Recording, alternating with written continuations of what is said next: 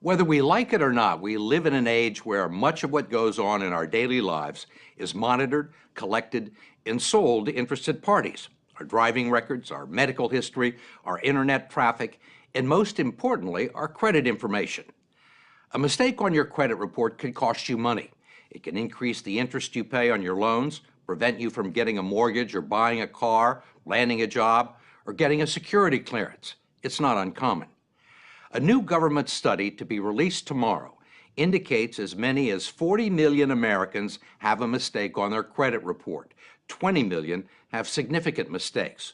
And our own investigation of the credit reporting industry shows that those mistakes can be nearly impossible to get removed from your record. The story will continue in a moment.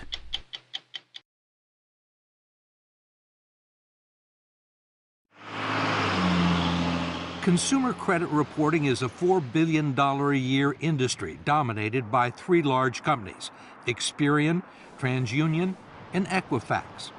They keep files on 200 million Americans and traffic in our financial reputations.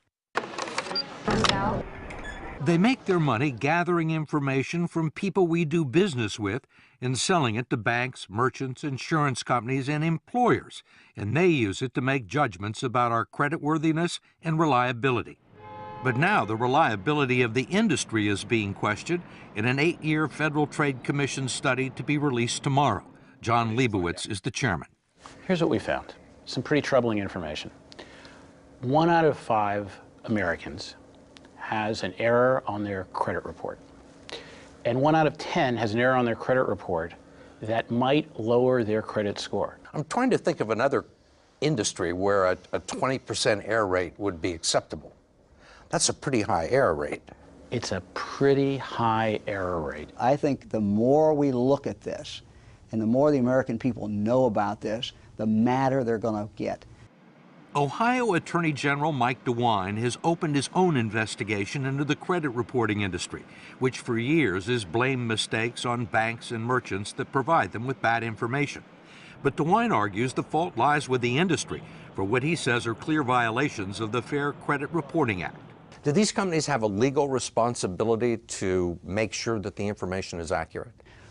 The federal law says that if you believe that there is a mistake, you can go to them and they have an obligation to do a reasonable investigation. They're not doing a reasonable investigation. They're not doing an investigation at all.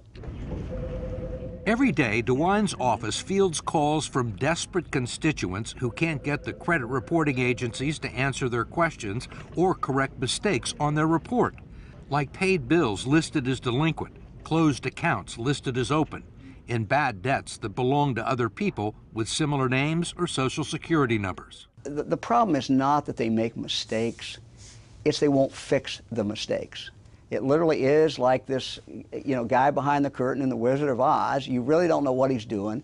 It really is a secret operation that is so hard to crack.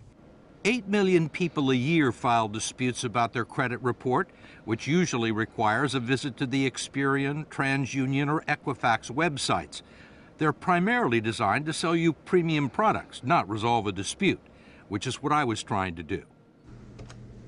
There's a toll-free number you can call, which is likely to connect you to someone on a faraway continent.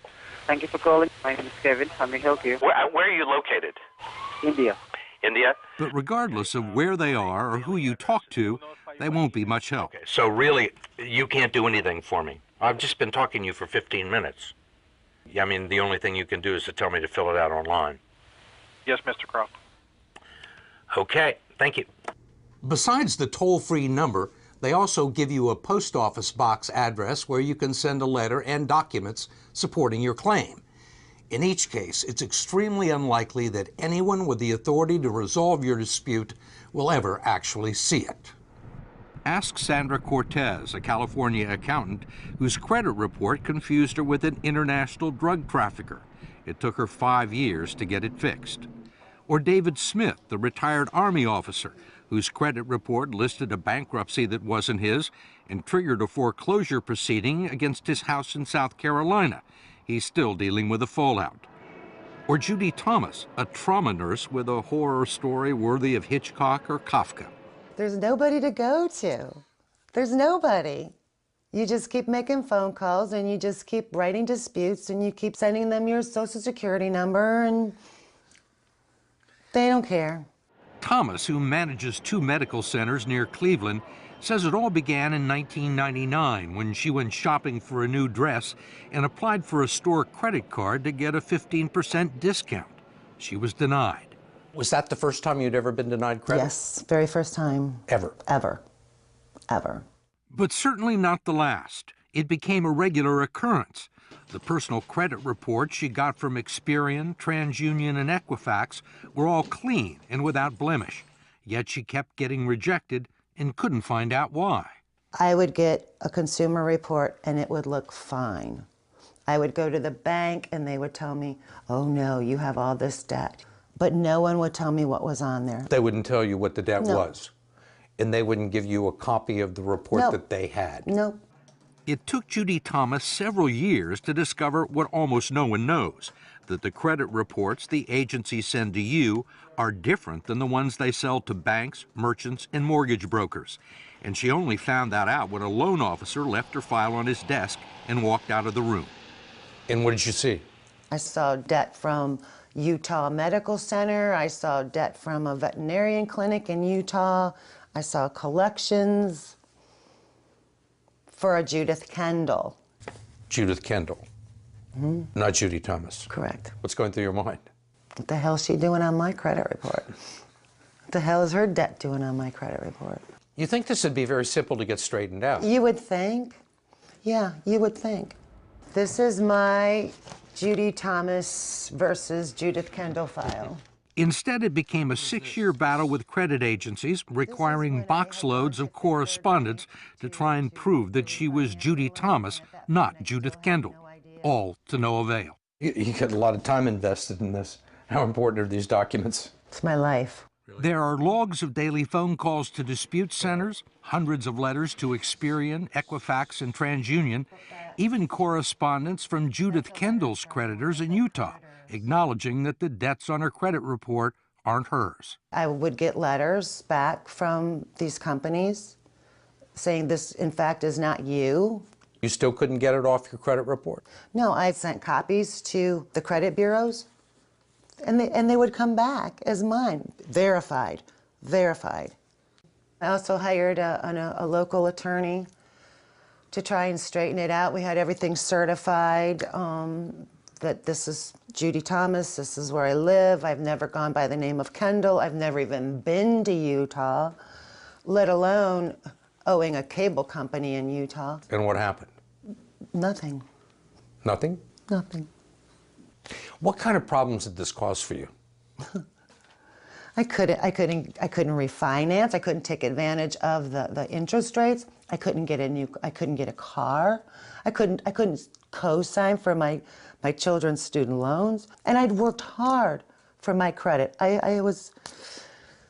And these people were taking it away from me. Finally, Judy Thomas took the only recourse available to her. She sued Equifax and TransUnion in federal court. And after a year-long battle, the credit reporting agency settled for an undisclosed sum and promised to clean up her file. Did you think it was going to take a federal lawsuit? Heck no, it just takes a human being going, wow, this isn't Judith Kendall, let me fix this.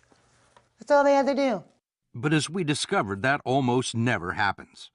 If you challenge a credit report and mail your information to a post office box in the United States, the dispute will likely be investigated in India or the Philippines or South America. We traveled 5,000 miles to the Chilean capital of Santiago, where we tracked down 3 former Experian employees. Carolina Herrera, Rodolfo Carrasco, and Enzo Valdivia were all dispute agents at Experian's National Consumer Assistance Center, although they say they weren't able to offer consumers much assistance. So if somebody had a problem with their credit report, they would send in a complaint and it would end up with you? Yeah, probably, yeah. So how many of these did you have to do a day? 90. 90. 90, yeah. Did you consider yourself investigators? No, not at all. Did you have any way to investigate these claims? No, we No. didn't. You can call the person. You can't pick up the phone and call them? No. No. Did you have phones? No. No. Could you email them? No. Did you have the authority to say, wait a minute, after looking at somebody's file and say that, you know, this is somebody made a mistake, this person doesn't owe this money? No, we didn't have that power. All they did was read the disputes and reduce them to a 2-digit code like never late or not mine. It was then sent with a 2 or 3 line summary and no documentation back to the bank or department store that furnished the original information. If there was a difference of opinion between the creditor and the person who was filing the complaint, how was it usually resolved in favor of the creditor? Yeah. Yeah. The creditor was always right. Mostly we took for granted the word of the bank. If the bank said, hey, this guy owns $100, so it is. None of us have ever interviewed anybody in Chile from Experian, and we've got a federal court ordering them to bring these people forward, and we're still waiting. Much of what's known about the inner workings of the consumer credit agencies come out of lawsuits filed by Len Bennett and Sylvia Goldsmith, who have subpoenaed company records and deposed employees and executives. They say under the current system, there is no way for people like Judy Thomas to get their problem solved. So all these people who take the time to meticulously document a case that the bill isn't theirs or the bill has been paid, that is never seen by anybody? It's not seen by anyone who considers it in determining whether or not information will be removed from a credit report. It's not forwarded on to the person who has the complaint with you? No, it is never forwarded on. Never forwarded on to the creditor. We can get a jury verdict for $1 million. That's chump change to some of these bureaus. They would rather pay a verdict in $1 million than to actually go in and change the policies and procedures that they have, because that's much more expensive to them. I can say this without qualification. The dispute procedures used by the credit reporting agencies, uniformly used, completely fail to comply with the Fair Credit Reporting Act. Courts have found that. The Federal Trade Commission has found that. It's not even a close call. Ohio Attorney General Mike DeWine agreed. I think the industry is a mess, and I think the impact that has on real people is just unconscionable. You think they're breaking the law? I think they're breaking the law. There is no doubt in my mind they are breaking the law. We wanted to talk to Equifax, TransUnion, and Experian, but like most consumers, we were unsuccessful. The agencies referred us to the spokesman for their lobbying group in Washington. He, too, declined our request for an on-camera interview, but did provide a written statement, citing an industry-sponsored survey that showed 95% of its customers were satisfied with the dispute process. The industry maintains it's in compliance with federal law. Go to 60minutesovertime.com to find out what you can do if you think there's a mistake on your credit report. Sponsored by Lyrica.